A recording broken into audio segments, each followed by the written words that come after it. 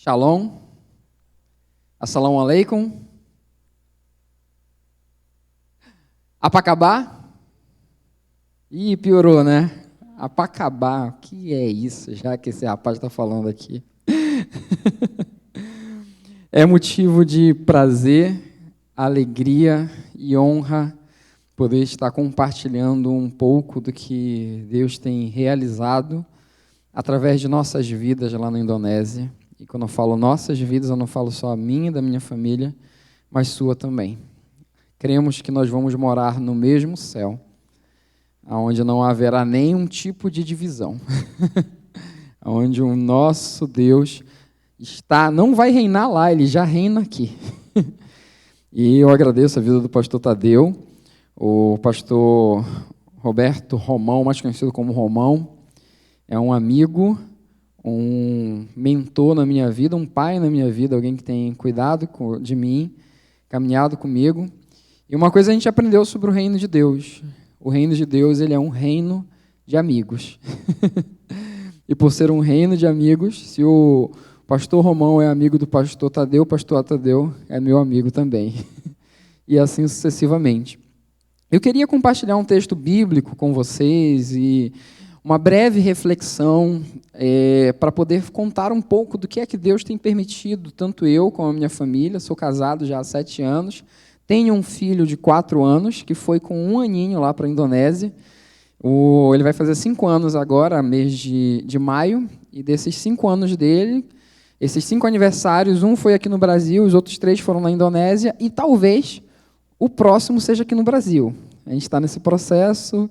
Eu vou explicar um pouquinho por que a gente está no retorno para a Indonésia, mas a gente está nesse processo de retorno para lá. E eu gostaria de compartilhar um texto bíblico com vocês, que se encontra em Atos dos Apóstolos, no capítulo de número 17, no verso de número 5 e 6. Atos dos Apóstolos, capítulo de número 17, verso de número 5 e 6. Quem não encontrou pode acompanhar no telão. Quem está sem a Bíblia pode acompanhar no telão também. Atos dos Apóstolos, capítulo de número 17, no verso de número 5 e o verso de número 6. Que diz o seguinte: Mas os judeus ficaram com inveja. Reuniram alguns homens perversos dentre os desocupados e, com a multidão, iniciaram um tumulto na cidade. Invadiram a casa de Jason em busca de Paulo e Silas, a fim de trazê-los para o meio da multidão. Contudo, não os achando, arrastaram Jason e alguns outros irmãos para diante dos oficiais da cidade, gritando: Esses homens que têm causado alvoroço por todo mundo, agora chegaram aqui.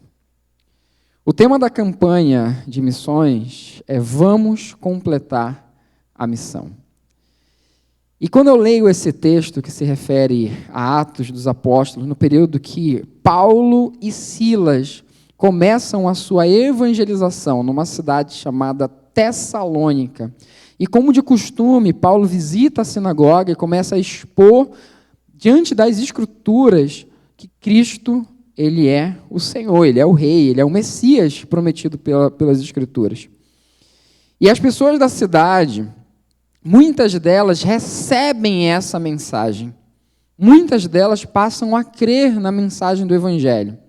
E alguns dos judeus que lá se faziam presentes, que eram contra, que perseguiam o Evangelho, começaram um processo de tumulto para tentar prender Paulo e Silas. Na verdade, o objetivo deles, de fato, era matá-los, era trazer eles para uma multidão para que eles fossem linchados, para que eles fossem mortos. E levaram até os oficiais, não encontrando eles, levaram as pessoas que hospedaram eles, para falar: olha, essa galera aqui hospedou o pessoal que tem alvoroçado o mundo. Quando eu falo que o tema da campanha de missões é Vamos completar a missão, tem algo muito implícito nisso quando a gente olha para como as pessoas da igreja primitiva, da época dos apóstolos, da época de Paulo, da época de Silas, como eles entendiam a urgência de completar a missão. Estamos a mais ou menos 2000 anos de distância do nascimento, morte e ressurreição de Cristo. E nós ainda temos um grande desafio pela frente. Nós ainda temos uma missão a cumprir. Mas o que é interessante nesse texto aqui é que nós não estamos falando de pessoas que tinham acesso à tecnologia que eu e você temos hoje. Nós não estamos falando de gente que tinha acesso a uma moto, ou a um carro, ou um avião. Nós estamos falando de pessoas que andavam de barco, a pé, de cavalo. Mas a compreensão da necessidade de se completar a missão, a dimensão do quanto eles tinham compromisso, fez com que as pessoas, a gente não está falando de crente, a gente não está falando de irmão, a gente está falando das pessoas ao redor, olhando para tudo isso e falando, olha, eles têm alvoroçado o mundo. O como nós, e essa mensagem que nós cremos, que é poder e vida, pode também alvoroçar o nosso mundo, pode virar o nosso mundo, as potências mundiais, de cabeça para baixo. O Evangelho, ele tem esse poder. Mas, por vezes, nós acabamos minimizando, acabamos seguindo. Não, o missionário só é o que está lá do outro lado do mundo. E o que eu quero chamar hoje você é para o compromisso pessoal de você olhar para si mesmo e falar, eu tenho completado a missão. Eu tenho completado a missão na minha vida, eu tenho sido intencional na maneira como vivo. Eu tenho sido intencional na maneira como oferto, eu tenho sido intencional, eu tenho tido a mesma compreensão da necessidade de completar essa missão. O que é que move o meu coração? Eu costumo dizer que o desejo de completar a missão, ele está diretamente ligado ao nosso amor a Jesus. Ao nosso desejo que Ele venha. A música não é até que Ele venha? Nós estamos pregando o Evangelho até que Ele venha. Nós estamos completando a missão até que Ele venha. O meu desejo de gritar Maranata, que significa ora vem, Senhor Jesus, esse anseio para que o reino de Deus, que já está aqui, já se faz presente, mas para que o reino de Deus se concretize com a volta do nosso Jesus, ele é tão intenso que eu falo Maranata. E esse desejo de Maranata me leva a anunciar o Evangelho. Me leva a pregar o Evangelho. Então, é o meu amor por Jesus que me faz querer pregar cada vez mais o Evangelho. E finalizando essa reflexão, só para vocês entenderem, Paulo e Silas evangelizam Tessalônica, começam um trabalho lá. Quem aqui já leu as cartas de 1 Tessalonicenses e 2 Tessalonicenses? Bênção. Vocês lembram de um probleminha que estava acontecendo lá na igreja de Tessalônica? Era de que alguns irmãos criam que Jesus estava tão próximo de voltar que eles pararam de trabalhar. Eles pararam de trabalhar. A convicção de que Jesus ia voltar hoje ou amanhã era tão grande que eles falaram, não vou nem trabalhar. E apesar de isso estar errado, e Paulo dizia, olha, quem não trabalha também não come. Isso denota um entendimento muito importante, que é a convicção que eles tinham de estarem completando a missão. A convicção que eles tinham de estar completando a missão era tão grande que levava eles à compreensão. Jesus pode voltar a qualquer momento, ele pode voltar agora. Ele pode voltar agora. E o que eu quero trazer dessa situação que eles vivem lá, que Paulo vai instruir eles, que não é dessa forma, é que no meu coração e no seu coração esse desejo ele tem que ser ardente também. Nós amamos cada vez mais a Cristo, quando nós vivemos cada vez mais para anunciar as suas grandezas. E nesse ponto eu gostaria de falar o que é que Deus tem feito do outro lado do mundo. Eu gostaria que a equipe preparasse o vídeo, se já tiver a postos aí. É um resumo de 1 minutinho sobre o que Deus nos permitiu viver nesses 3 anos que nós estamos lá na Indonésia e falar sobre o quanto isso é fruto do sopro do Espírito sobre nossas vidas e que vocês fazem parte disso. Pode soltar aí, meu irmão. Celebrar a bondade de Deus. Queremos celebrar a bondade de Deus.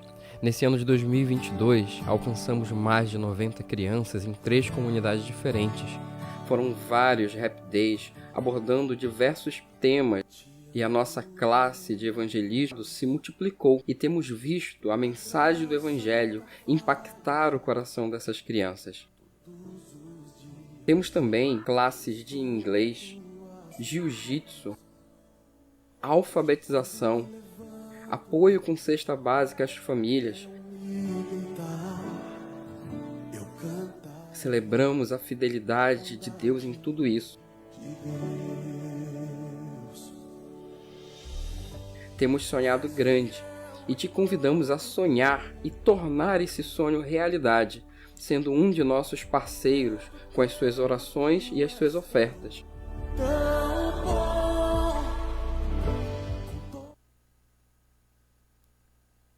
Alô? Pode soltar o slide aí. Então, como vocês já devem ter percebido, além dessa roupa bonita que eu estou usando lá da Indonésia, é uma roupa feita de batik. Se vocês não perceberam, é da Indonésia, né? Essa roupa aqui é... Não falei, mas essa roupa aqui é lá da Indonésia. Na Indonésia eles se vestem assim mesmo, eu gosto. Aqui eu pareço muito estranho, né? Meio colorido, meio florido aqui, mas lá é top. Lá eu tô entre os melhores lá. Mas como vocês perceberam, pode soltar o slide lá que eu enviei. Como vocês perceberam, eu estava usando uma outra roupa também. Eu estava usando uma roupa de jiu-jitsu brasileiro. Aqui, ó, para quem não sabe, os cariocas, eles pensam que o jiu-jitsu ele nasceu aqui no Rio de Janeiro, mas na verdade o jiu-jitsu começou lá em Belém do Pará. A família Grace que veio para cá, eles aprenderam jiu-jitsu lá em Belém do Pará, que é a minha cidade. Sou de Belém, sou de um país chamado Pará, onde a gente tem um açaí, bandeira do açaí. E a gente tem servido lá na Indonésia durante 3 anos. A gente chegou literalmente no olho do furacão do coronavírus. Nossa chegada lá foi literalmente, a gente chegou na Indonésia, 4 dias depois de chegar na Indonésia, tudo fecha. Tudo fechou, é lockdown, não sabe. Se foi difícil para vocês aqui, falando português, imagina para a gente lá, ainda tendo ido para lá, a gente estava indo ainda para aprender. O primeiro ano é só aprender o idioma, que é o Bahasa. O Bahasa indonésio. Nama saya Ismael, saya berasal dari Brasil, tapi saya tinggal di Indonésia, saya suka sekali Indonésia, dan saya suka cinta sekali gereja dari Brasil. Falei, meu nome é Ismael, sou do Brasil, mas moro na Indonésia, e eu amo muito a Indonésia e amo muito a igreja do Brasil. Acabei de falar em Bahasa aqui para vocês. Isso.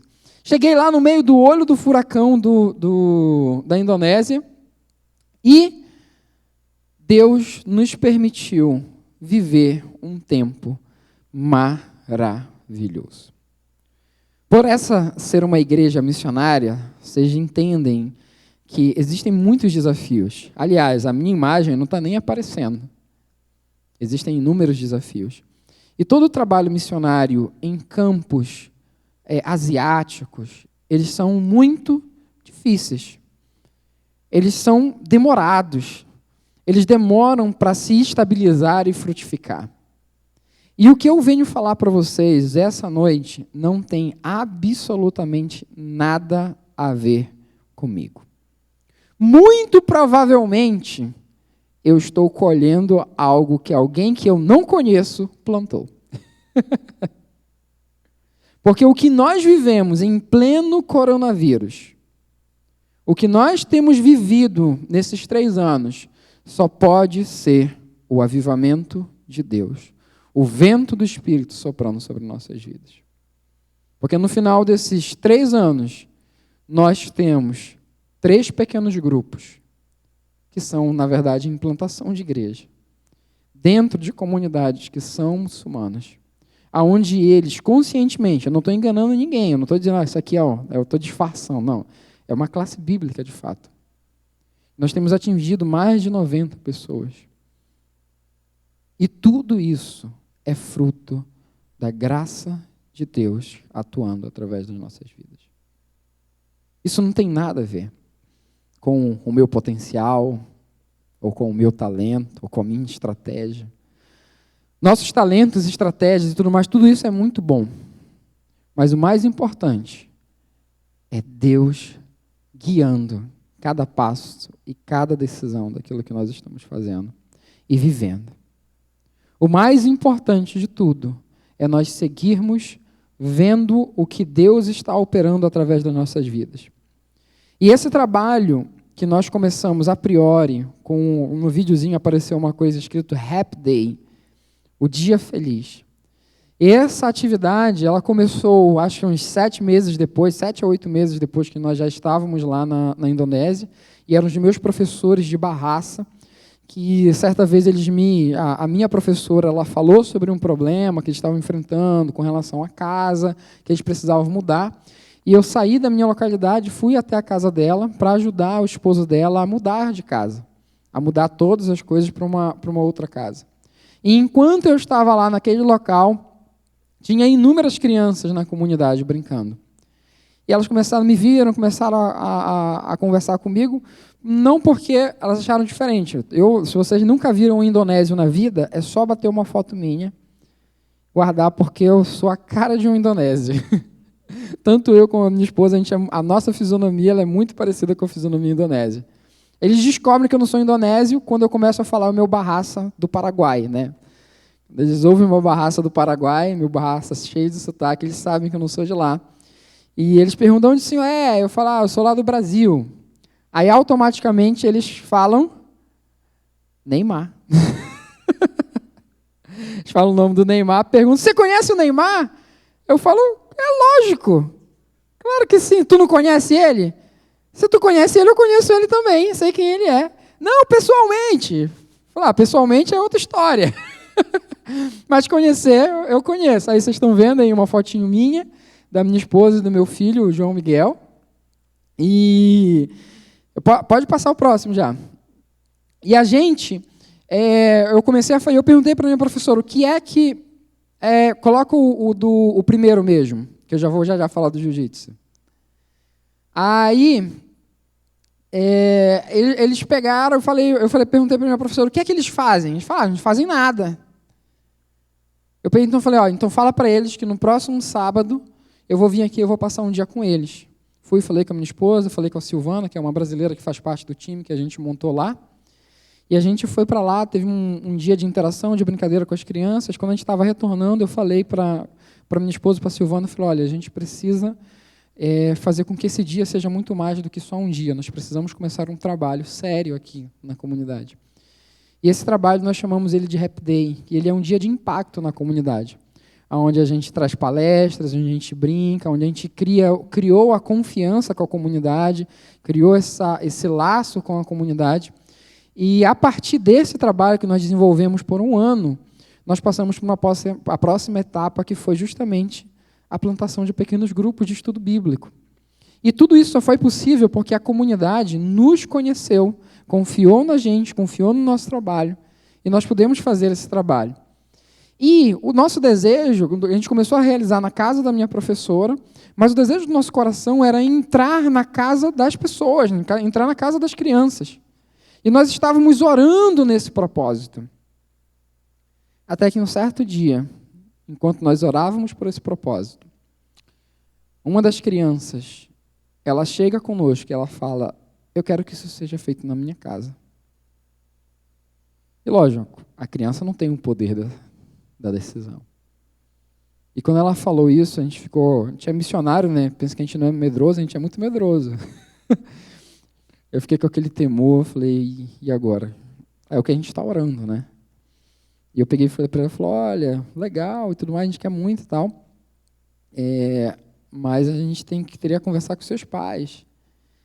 E ela respondeu, eu já falei com eles. E eles disseram que sim. E a gente começou a realizar dentro daquela comunidade, dentro da casa dessa criança. E a atitude dela gerou mais 4 crianças fazendo a mesma coisa. E só nessa comunidade a gente tem 4 casas onde semanalmente a gente tem um pequeno estudo bíblico. Isso é algo que só Deus pode fazer. E dentro de tantas coisas que Deus nos permitiu viver e fazer naquele local, nos permitiu abrir uma ONG legal. A gente tem uma ONG aberta legalmente lá na Indonésia. Aonde esse daí é a foto, essa menina de vermelho, essa criança de vermelho, onde está eu, minha esposa e a família, é a criança que abriu. Essa foto é com a família dela. Do lado tem mais em 2 comunidades diferentes, o trabalho que a gente realiza. E nesses 3 anos a gente conseguiu montar um time de brasileiros e indonésios, que a gente tem 10 pessoas que fazem parte desse time, e a gente consegue fazer escalas de trabalho para realizar tudo isso que nós temos feito lá. E a próxima etapa que a gente fez foi justamente criar uma ONG legal na Indonésia, que a gente tivesse legalidade para trabalhar naquele local. Foi um processo bem mais burocrático, bem mais difícil, mas nós cremos que a gente tem que dar estabilidade para as coisas que nós estamos fazendo. Eu não estou dizendo que a gente tem uma mega organização lá, um mega trabalho. Na verdade, a gente, dentro de uma das comunidades mais carentes que tem lá, um irmão indonésio nosso, que faz parte de uma outra organização missionária, que faz parte da OM, ele falou com a gente, falou, olha, eu tenho um local, um espaço dentro da comunidade, mas eu não sei o que é que eu posso fazer. Eu falei, a gente pode fazer 1 milhão de coisas. E a gente fez uma parceria, e dentro dessa comunidade, que é onde está essa terceira foto de baixo, é lá. É só um espaço bem pequeno, bem precário, as janelas são bem difíceis, tudo muito difícil, chove mais dentro do que fora quando chove. Mas nós entendemos uma coisa, que nós fazemos o que podemos com o que temos. Nós não colocamos impeditivos para a realização da obra de Deus. Para você ter noção, eu sou professor de inglês lá. Se um professor de inglês me pegar na rua, ele me bate. Mas eu não vou me limitar a dizer, poxa, eu não tenho um professor de inglês aqui.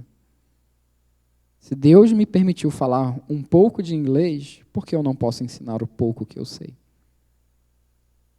E eu quero que isso fique bem claro para você no seu coração. De qual é a justificativa e a desculpa que eu e você temos dado para não sermos instrumentos úteis nas mãos de Deus?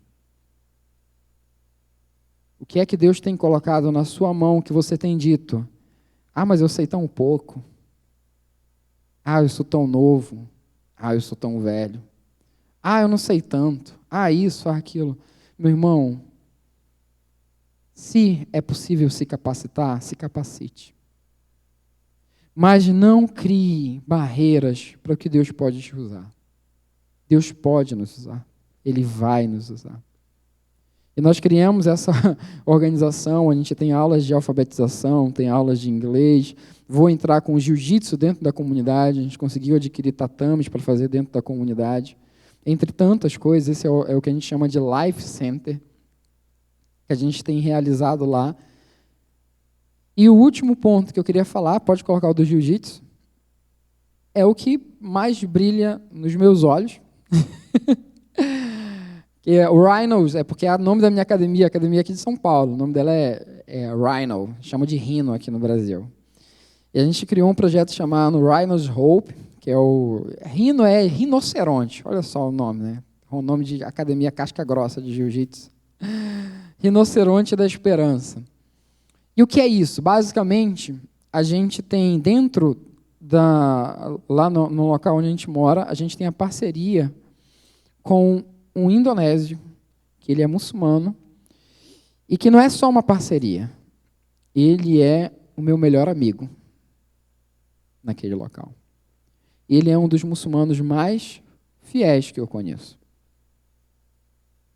E a gente começou a caminhar juntos, sou professor de jiu-jitsu. Se vocês não têm ideia do que é o jiu-jitsu brasileiro, ele é um jiu-jitsu que foi criado por brasileiros mesmo, pela família Grace, e que é reconhecido mundialmente. Eu costumo dizer que da mesma forma que Deus deu o futebol para nós brasileiros, e em qualquer lugar do mundo que você for, se você souber dar 3 embaixadinhas, você já está top. Lá em Indonésia, eu descobri que eu nasci no país errado. Foi lá que eu descobri que eu nasci no país errado. Fui jogar bola com as crianças, descobri que lá eu sou o Neymar. Descobri que lá o meu talento é uma coisa que excede todas as barreiras possíveis. Da mesma forma que Deus deu o futebol para nós, Deus deu também o jiu-jitsu. A Indonésia tem 270 milhões de pessoas. Dessas 270 milhões de pessoas, nós temos 3 brasileiros que são faixa pretas de jiu-jitsu, que é eu e mais 2 pessoas que eu conheço. Todos os lugares da Indonésia que eu vou, as portas se abrem por causa da minha faixa preta. E aonde a minha faixa preta entra, o evangelho entra junto. E nesse espaço é o local onde 99% das pessoas são muçulmanas. E aonde eles sentam, não só dentro da academia e numa roda de tatame comigo, mas na vida, porque eu trago eles para a minha vida, na minha casa, e eu vou na casa deles. Aqui na foto tem é comer, rapaz, a vida do crente é comer em qualquer lugar do mundo. Então, tem mais foto de eu comendo do que... Essa foto aqui de baixo é em pleno Ramadã, o mês mais sagrado dos muçulmanos. Eu estava na casa de um dos meus alunos, que eu não preciso falar o nome dele, porque você provavelmente já sabe que o nome dele é Muhammad. E estava lá com eles, com a família deles, sentado à mesa junto com eles, enquanto eles faziam perguntas sobre quem era Jesus, em pleno Ramadã. O meu amigo, que tem essa academia, a gente sentou e começou a conversar, e eu comecei a expor no meu coração que a minha motivação na Indonésia era abrir uma academia de jiu-jitsu. Quando eu chego lá, entendo, eu não falo, ó, o missionário. Isso nem existe. Eu nem menciono, isso nem cheira perto.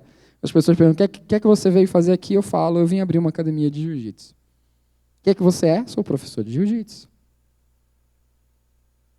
No que você crê? Eu creio em Jesus. Você é cristão? É lógico que não. Eu sou um seguidor de Jesus. Fala, mas não é a mesma coisa? Eu falei, não. Cristão, qualquer um pode usar esse título. Eu não tenho essa coragem de usar esse título. O que eu quero é ler e seguir ele. Eu quero segui-lo. É isso que eu quero. E se você começar a segui-lo, você vai saber também o que é. E nisso Deus abriu portas nesse local. E hoje a gente tem, não só isso, eu acho que existem inúmeros benefícios. Eu poderia passar horas e horas falando sobre orfandade e sobre como o jiu-jitsu ajuda crianças que cresceram sem a presença paterna, materna. E o quanto o evangelho pode entrar. Eu poderia falar inúmeras coisas sobre isso. Sobre o como Deus tem dado para nós ferramentas para que nós anunciemos o evangelho. Porque tudo é sobre ele. Tudo é sobre compartilhar esse grande amor que muda as nossas vidas. E toda vez que você ora, que você lembra de nós em oração, que você oferta, tudo isso é seu também, não é meu. É tudo nosso. É tudo nosso. Para muita gente aqui, eu tenho a idade, tenho 30 anos, eu poderia ser seu filho. E a pergunta muito sincera que eu quero fazer para você: você tem orado para que Deus envie mais missionários? Você tem orado para que Deus levante mais pessoas? Se sim, você tem orado para que essa pessoa que Deus vai levantar seja o seu próprio filho? Que é muito fácil orar para Deus enviar o filho do outro. O meu filho eu quero que ele seja médico. Missionário? Não, meu filho eu quero que ele seja advogado. Ah, missionário? Missionário pode ser o filho do irmão, né? Porque o meu filho vai cursar. E o que eu estou falando não é que é errado nós termos um curso, uma faculdade. Mas olha só, uma coisa muito interessante. Se o seu filho ganhasse uma bolsa hoje para estudar lá nos Estados Unidos, você ficaria triste? Você ia ficar, poxa, né? Triste porque meu filho vai lá estudar lá nos Estados Unidos. Mas se fosse para ele ser missionário lá na Indonésia? Percebam que quando a gente fala, poxa, meu filho vai estudar lá nos Estados Unidos, conseguir uma bolsa de estudo ou de emprego ou isso, a gente fica, triste, porque vai ficar distante, mas a gente fica feliz, porque não, vai construir a vida dele, vai ganhar bastante dinheiro, vai ter uma carreira. Vocês perceberam que o balizador que define a nossa alegria é o quão bem a pessoa vai estar financeiramente, profissionalmente? E com isso eu não estou dizendo que quem vai para a missão não pode ter uma profissão. Mas eu estou falando da intencionalidade com que nós criamos as nossas crianças, os nossos jovens, os nossos adolescentes, para dizerem para ele, olha, tudo isso que você está vivendo e fazendo pode ser útil lá no campo missionário. Tudo isso pode ser útil lá no campo missionário. Assim como eu demorei 12 anos, 10 anos para me pegar minha faixa preta, mais do que uma faculdade. Mas desde o primeiro momento que eu entrei num tatame, num projeto social, e eu vi aquelas inúmeras crianças olhando para o mestre, o sensei, o professor de jiu-jitsu, com aquele olhar de inspiração, como se fosse, eu quero ser como você quando crescer. E eu já tinha recebido Jesus no meu coração. E eu falei para mim mesmo, se o meu professor conhecesse o Evangelho, que transformação ele não poderia realizar na vida dessas crianças? E naquele dia eu falei para mim mesmo, há mais de 12 anos atrás, que um dia eu chegaria à faixa preta. E de que, através dela, eu seria a luz para as pessoas que estão em meio à escuridão. A responsabilidade de completar a missão está na minha mão e na sua mão. E eu queria te convidar a curvar a cabeça nesse momento. Eu poderia compartilhar inúmeros testemunhos, mas tudo isso é para motivar a sua fé, para aquecer o seu coração e para te chamar à responsabilidade. Talvez você seja alguém já super comprometido e eu dou glórias a Deus para a sua vida. Mas talvez você seja alguém que nessa noite esteja se perguntando, Deus, realmente sou comprometido com o teu reino? Eu realmente tenho vivido intencionalmente? Eu realmente tenho ofertado generosamente, com o coração desprendido? Essa oração só você pode fazer. Eu oro para que Deus te confronte naquilo que você sabe que você tem sido omisso, naquilo que você sabe que você pode melhorar, naquilo que você sabe que você pode fazer, com os dons e talentos que Ele te deu. Eu não vou dizer que é a coisa mais fácil do mundo, estar lá do outro lado do mundo e realizando esse trabalho, correndo riscos e tudo mais, mas não há nada no meu coração que Me faça olhar para tudo isso e não sentir o imenso prazer de saber de que eu estou vivendo exatamente o que Deus me chamou para viver. E eu quero que você tenha esse exato prazer de olhar para si mesmo e falar: Deus, eu tenho vivido exatamente o que o Senhor tem me pedido para viver. E eu queria que a gente fizesse uma oração nesse momento, para que Deus envie mais missionários. E, se possível, você. Se você tem um direcionamento para ir para outros países, assim como eu tenho, porque missionário todo mundo é. Se você tem esse direcionamento de Deus, diga: Deus, eu quero, e eu vou.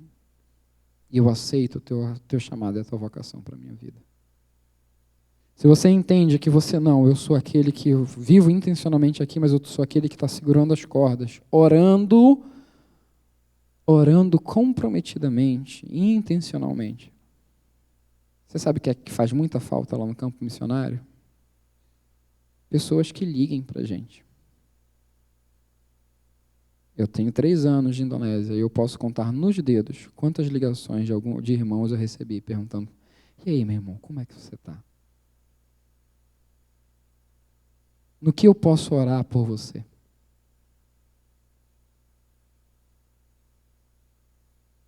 Esse calor e esse cuidado faz toda a diferença para nós. Vamos orar. Deus, eu te agradeço, Senhor. Eu te agradeço pela oportunidade de poder testemunhar do que o Senhor tem feito, Pai. Eu não sei com quem é que o Senhor está falando nessa noite, especificamente, Deus. Mas eu sei que a Tua palavra foi ministrada e nos convida, Senhor, a anunciarmos o Teu Evangelho com a paixão e o desejo de que o Senhor venha, por amarmos a Tua vinda, Senhor. Te apresento, Senhor, cada trabalho que é realizado na Indonésia através de mim, da minha família, e tantos outros, Senhor, que nós nem conhecemos, Pai, mas que Tu os conheces tão bem. Em nome de Jesus, Deus, eu te peço que a chama missionária não se apague nessa igreja, Senhor, e que nós nos comprometamos ainda mais, Senhor, e que nós refletamos ainda mais sobre o que podemos fazer para sermos mais vívidos, mais intencionais, mais comprometidos, Senhor. Abençoa, Senhor, o teu servo, o pastor Tadeu, e a toda a liderança desse local, Senhor. Que o coração deles continue, Senhor, em plena chama de amor, por anunciar as tuas boas novas, por cuidar do rebanho de Deus, Deus.